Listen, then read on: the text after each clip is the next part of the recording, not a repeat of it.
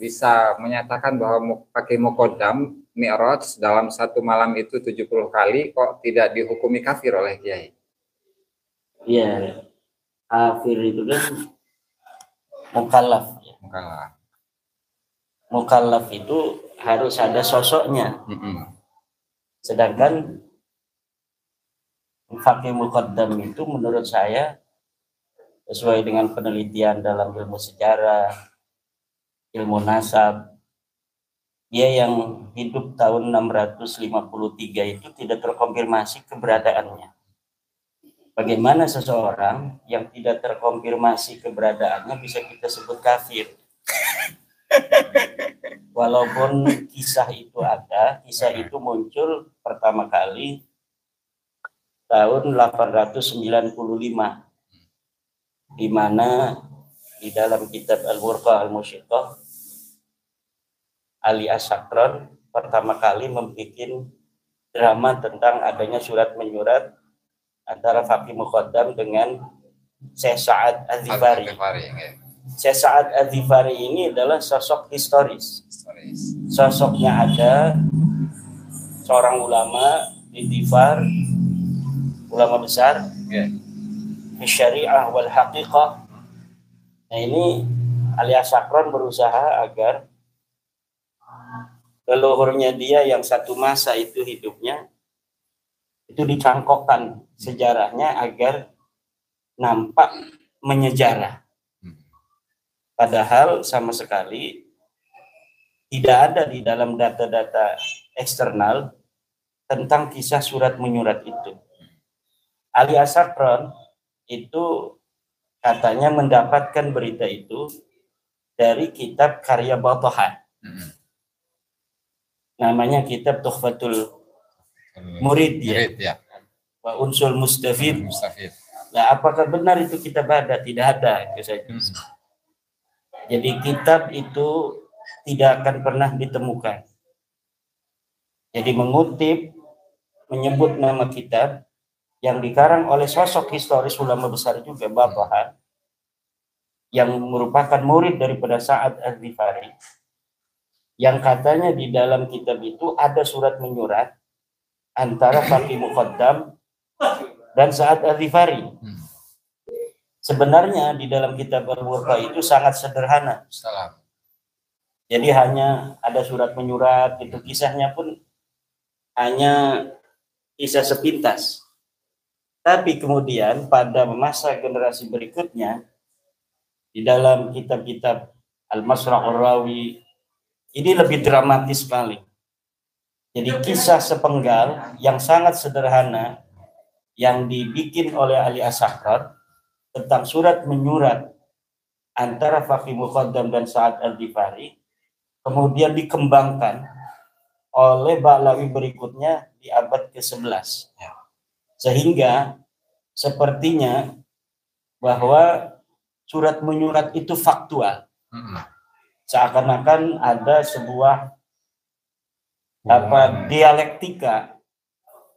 dialektika sufistis antara Sa'ad Az-Zifari yang seorang ulama historis dengan Faqih Muqaddam yang ahistoris. Untuk apa? Sebenarnya tujuannya itu adalah untuk agar Faqih Muqaddam ini kesejarahannya seakan-akan tertulis, padahal tidak ada. Maka di dalam ilmu komunikasi ini biasa disebut dengan cara berbohong 3 langkah. Agar bohong yang sebenarnya tidak terdeteksi, kemudian orang-orang terjebak kepada perdebatan bohong yang ketiga dan kedua. Jadi kisah Faqih Muqaddam yang ahistoris tidak ada, kemudian dibikin sebuah narasi. Waalaikumsalam. Lagi itu. Lanjut aja. Siap. Mana nih ininya? Kopi udah ada Pak. Ya, lanjut. Lanjut. Ya, kita lanjutkan. Jadi cara berbohong 3 langkah. Itu pertama berbohong bahwa Faqih Muqaddam itu ada, padahal dia tidak ada. Yang kedua, surat menyurat itu seakan-akan ada, padahal tidak ada. Kemudian bohong ketiga adalah mengenai mi'rajnya ini. Mi'raj. Seakan-akan disinilah mahalun naza perdebatannya. Ya, alhamdulillah. Baik. Pak.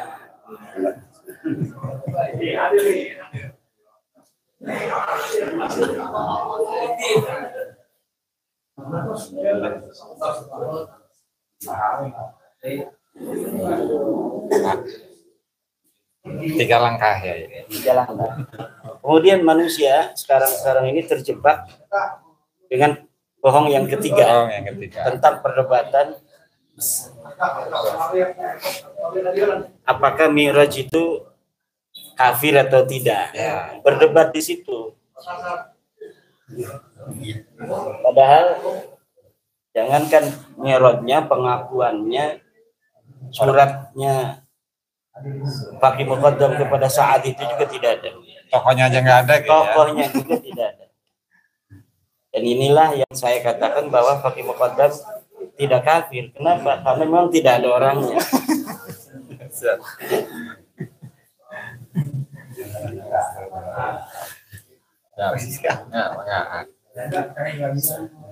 Lalu yang dikatakan bahwa pendiri dari Thariqah Alawiyah itu Fakih Muqaddam gimana ya? Nah, itu saya sudah bahas bahwa Thariqah Alawiyah ini tidak definitif sebagai sebuah thariqah. Jadi tidak memenuhi syarat untuk bisa dikatakan thariqah. Pendirinya tidak jelas, auratnya tidak jelas, mursyidnya sekarang pun tidak jelas. Siapa orang yang sekarang berani mengaku mursyid dari Thariqah Alawiyah? Kalau ada orang yang berani mengaku, maka dia harus berani mengatakan dari siapa dia mendapatkan talqin dan baiatnya. Tidak akan pernah untuk ditemukan siapa mursyid sekarang dan siapa yang telah mengijazahkan membaiat dia sebagai mursyid. Kenapa? Karena memang Thariqah ini is nothing. Thariqah Alawiyah itu sekarang aja dikembangkan. Namanya saja di saat Aliyah Sakron tidak disebutkan namanya Thariqah Alawiyah. Di saat Alwi Al-Haddad itu pun disebutnya Thariqah Al-Yaman. Kemudian Thariqah Al-Yaman itu siapa? Apa gitu? Karangan siapa?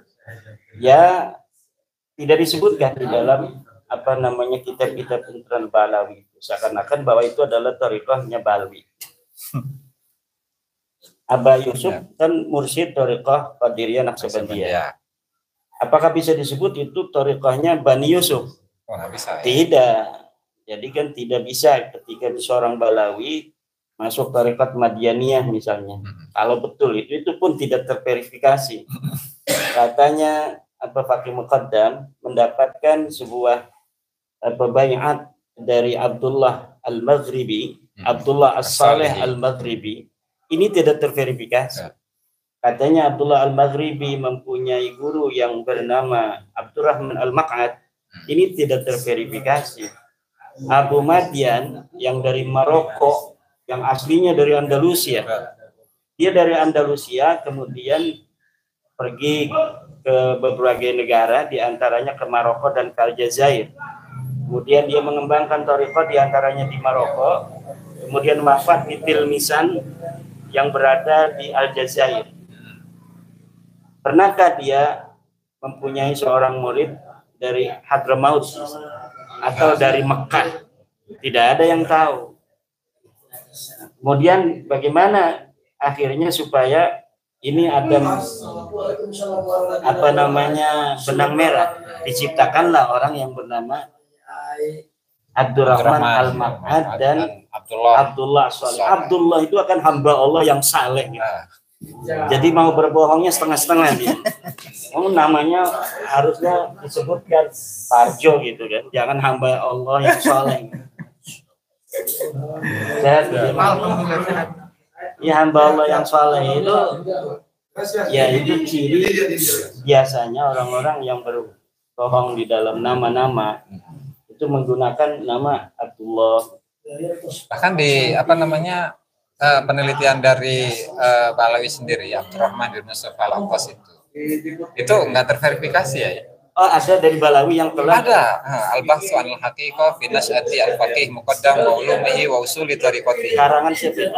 Abdurrahman bin Mustafa Al-Atas. Oh, menurut dia gimana? Coba dia. Yang menurut dia untuk kitab Al-Jawhar Syafaf atau Al-Burqatul Musyiqah itu dua-duanya tidak bisa dijadikan sebagai data sejarah ya. Iya. Karena keterputusan riwayat satu, kemudian yang kedua itu tokoh-tokohnya nggak jelas dan generasinya kan sangat jauh gitu ya. Iya. Dan juga untuk sanad thariqahnya itu sendiri nggak terverifikasi. Itu ya. Ya. Wajar kalau misalnya kan tidak semua Balawi juga tidak jujur ya. Ada tuh kan seperti Ubaidillah yang pengarang Al-Istizadah. Kemudian ya banyak juga sih yang mereka juga berani untuk ada Bu ya terus. Ya. Tidak nanti. Allah taala alam.